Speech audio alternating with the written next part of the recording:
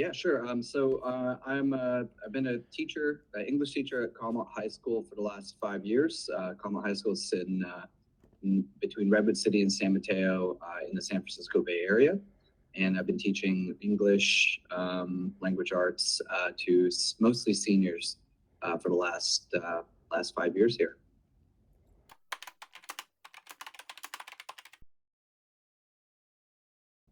Well, it's been a great value add to our class discussions because as an English teacher, my experience is relatively limited to the realm of education and the other previous areas of experience that I've had in my career. And so when we get into discussions such as the subjects. Areas of discussion within 1984, books like 1984, Brave New World, etc., which delves into, totalitarian themes, invasions of privacy, technological advancements, things of that nature. There are definitely more qualified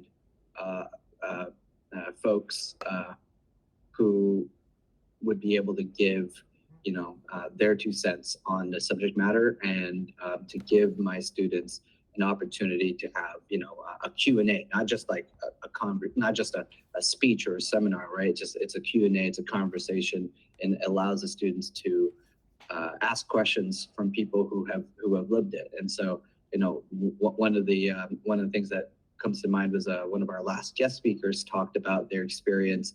I believe it was in Brazil, where they were teaching at a school, and during that time, they had students warn them that there were spies in the classroom, and this was directly related to the discussions we had regarding 1984. And so that's not something that I could say that I've had experience with, and so it's great to see that and be able to help students connect what we talk about in the classroom to the real world.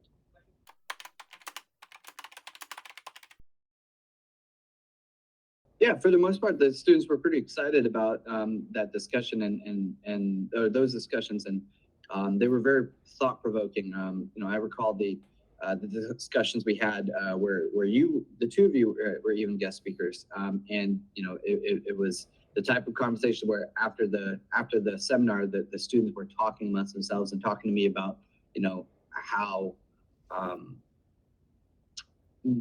unaware they were regarding just how much data their phones can aggregate, and to see that awareness is one of the goals that teachers want to have, right? To increase general awareness about things, but then to also see them take it a next step and go and say, oh, okay, I'm going to actually review my phone and look through the different privacy settings and make adjustments just so that I'm in better control of my data and what I'm giving out.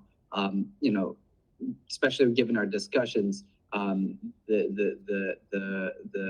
aggregation data is so pervasive, but it's really great as an educator to see that students are taking something and learning things, putting into practice, especially something they wouldn't have done before those types of discussions. And so overall, student feedback on it has been pretty positive, and actually we look forward to seeing what other experts you might have to introduce to my class in the future.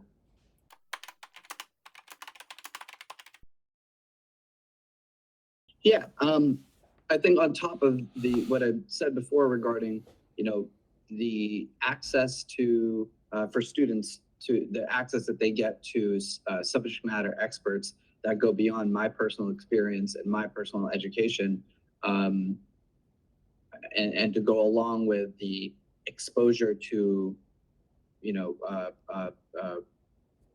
folks who have progressed to a high level within their careers and to increase their network. On top of all of that, I'd say having guest speakers creates a more dynamic atmosphere in the classroom. Traditional classrooms have often been, given the kind of factory model that most schools have, just because of the sheer number of students. You don't get 15-to-1 ratios, right? You get 30, 35-to-1 ratios, and so sometimes classrooms can tend to be more just lecture based, and this happens in high school, middle school, all the way through college, and so whenever I can make, or teachers can make, classrooms more dynamic, more engaging, more varied, that often increases student engagement, and anytime you can increase student engagement, generally you'll get more positive results, more positive learning outcomes.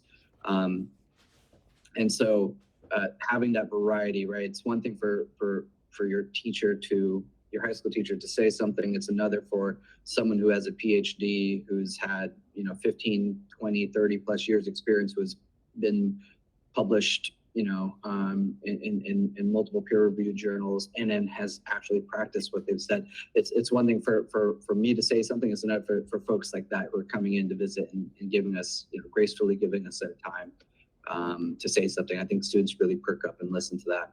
So.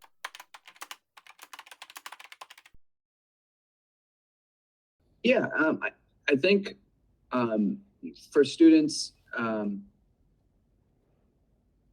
just any increase, especially given the environment that we have today, where teachers are competing with, and often futilely, with more, how should I say this, more enthralling or exciting media.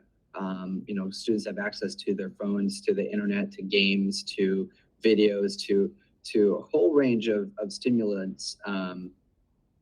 And so anytime you can get students paying attention in class and increasing engagement, and you can see, and I'm sure you recall from our talks, we had students who, not only were they eyes up, ears up, facing the screen, really listening in, but they were asking questions. They were, these were questions that were dynamically progressing through the discussion. They weren't just like they wrote it down beforehand and asked it. No, they were really listening and then asking questions as it related to the direction of the conversation. And so I think anytime you have that kind of situation, student learning outcomes tend to be more positive, and they're encoded more successfully. Yeah, I already have. I'm already discussing it with my department and department chair. This last experience was kind of a trial run, and so given that experience, I'm definitely going to try and use GoMiyagi again this upcoming school year, and we'll see if other teachers find value in it as much as I do. Yeah, absolutely. And the whole idea of the ability for modern technology, and it seems like so simple, and we often take it for granted because we've been exposed to it. But the idea of, students, my 30 students, my 60 students, et cetera, being able to talk to a professor from New York, the other side of the country, right, scheduled within a week or two, I think is pretty valuable, and pretty amazing when you think about it.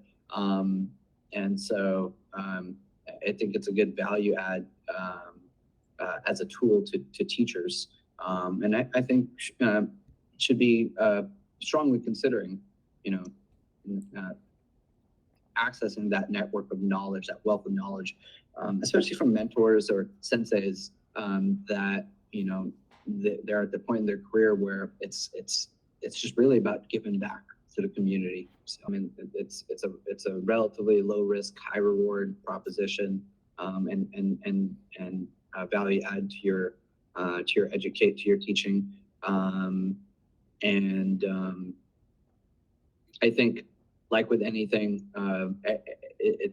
things just get better and better, and so I think you all were just showing me some of the, you know, AI components of GoMiyagi in terms of post discussion or post conference, you know, prompts and questions and even quizzes.